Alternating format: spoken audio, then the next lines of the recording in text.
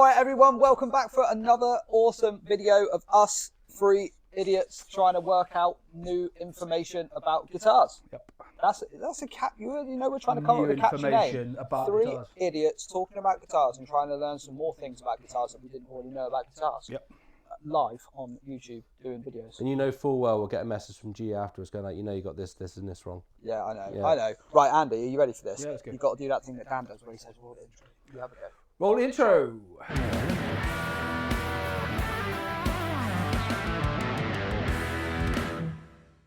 What the hell was that? It's not really my style, is it?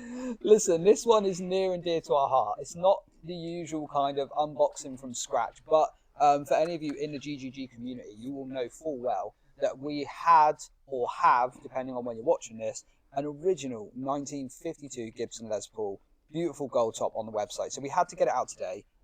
It's right here. Should we grab it? Just to go through the importance of this guitar. Go on. For those of you that are going, okay, 1952, that's pretty early.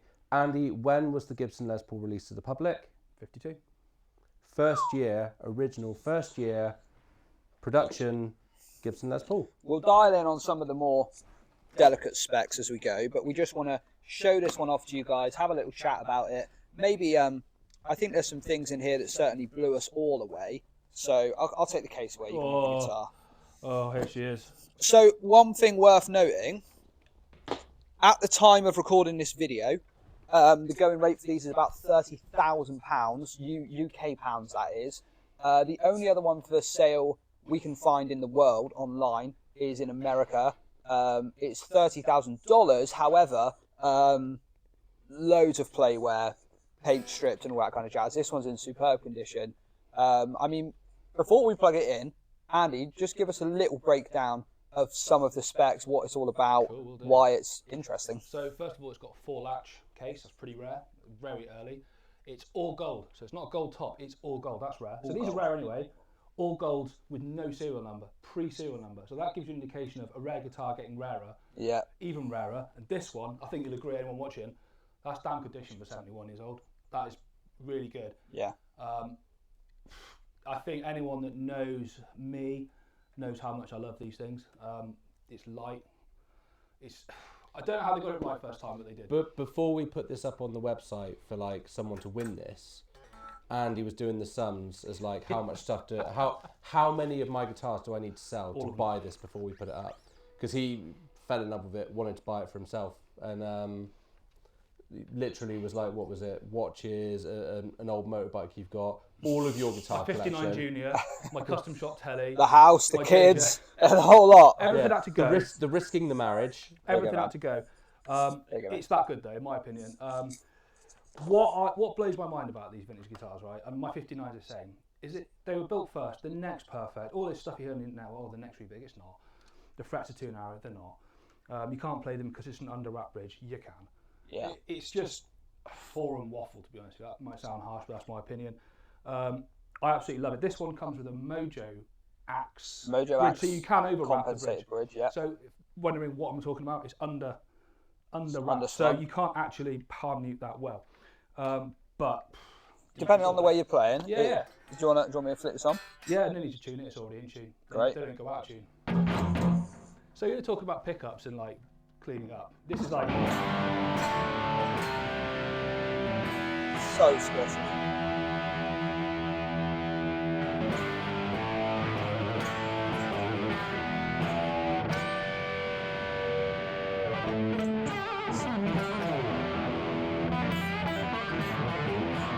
and then you turn it down.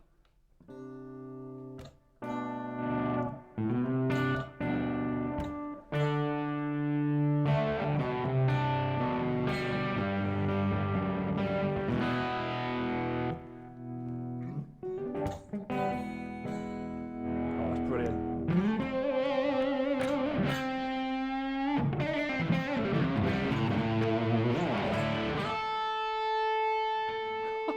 I think the cool thing with this is like, you guys probably can't hear this at home, but in the room, the acoustic sound coming off the guitar. When you had the volume turned down, I was next to it, it sounded like a nice acoustic just kind of ringing out. Just loads of sustain and tone just coming incredible. straight off of it. What gets me about it is like, it's a P90 pickup, being a single coil. I don't know if this is actually factually, Good luck with that. or if this is just my opinion, but single coils don't seem to have like the overtone, sort of like the same sort of harmonic richness and overtones as a humbucker. So the fact that it's got the P90s, and then it was like it's a single coil, but it has layers to it, layers and layers and layers. Like it's just absolutely nuts.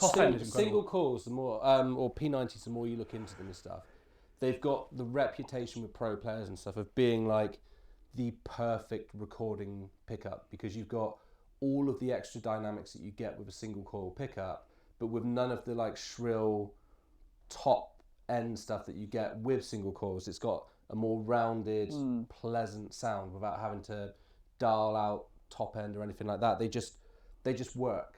Not speaking to this guitar exactly, but for me, it's the opposite. I don't actually like P90s for recording at all because they're too mid-range. I prefer a scoop sound for like less EQ, but for actually just picking up a guitar and playing, that's nuts. And we have done recording with that, and it just crushed it. So, Dan, let me fire you up.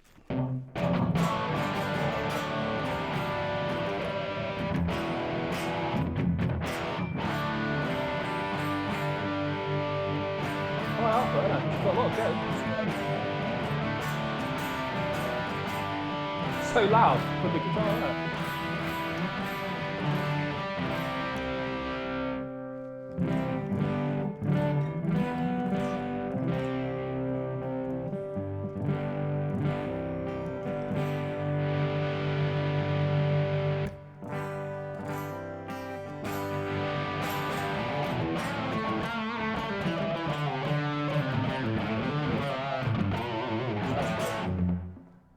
Not a big neck at all. And what's really astounding as well with this, like, I don't know why or what the difference is or anything like that, but with a lot of guitars, even like newer guitars that are like 5-6 years old from Gibson, you pick them up and there's like this little lip and stuff where like the binding shrank and all that stuff. What, were you 71 years old? Yeah. And none of that. There's no lacquer shrinkage, there's no little ridge there or anything like that. Obviously it's got wear. I've never met a 71-year-old that hasn't shrunk. Yeah. Just that's the bit that's getting me. Chuck it here. That from both of you guys playing it, right, is without that even up, the acoustic volume of this guitar is outstanding. It's like an acoustic. I expect like you guys watching the video can probably hear so much pick noise in our mics because it is literally double the volume of any other guitar we've done this with today. It's like an acoustic. It's nuts, isn't it? It's like a hollow body. I mean, when we say like an acoustic, you're not like Martin Dreadnought toning it, but the sound that's like coming off of it is really loud, and it just sounds like a hollow body.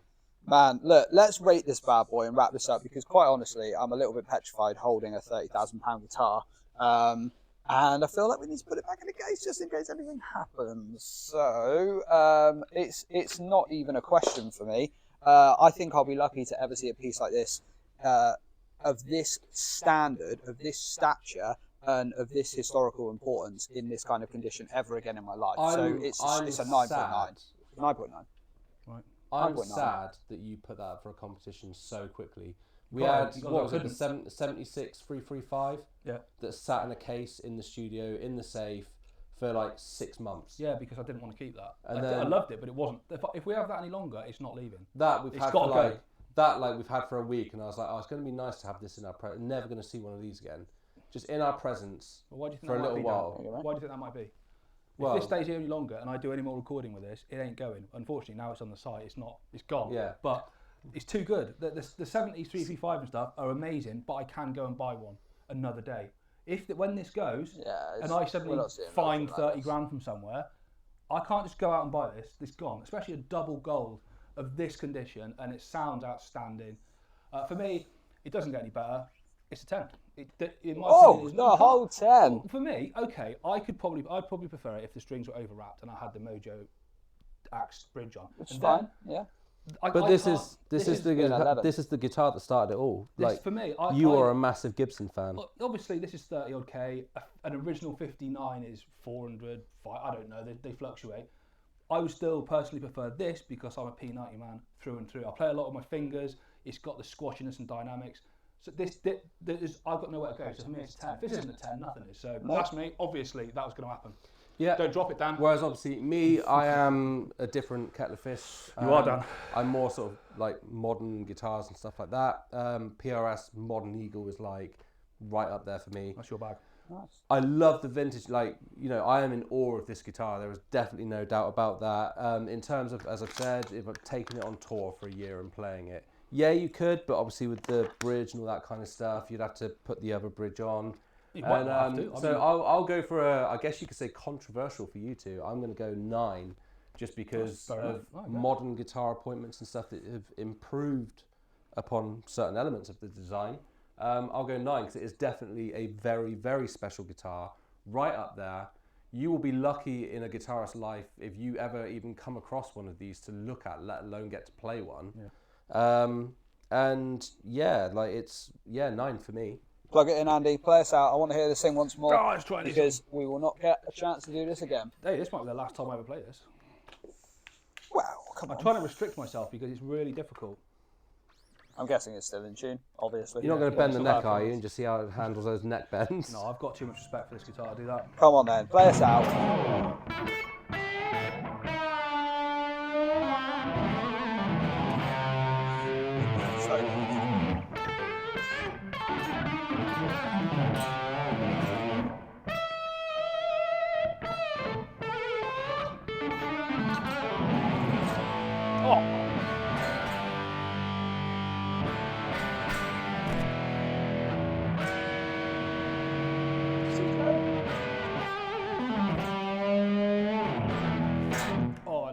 Amazing. Done. Enough said. Bang. Listen, thank you all for tuning in again.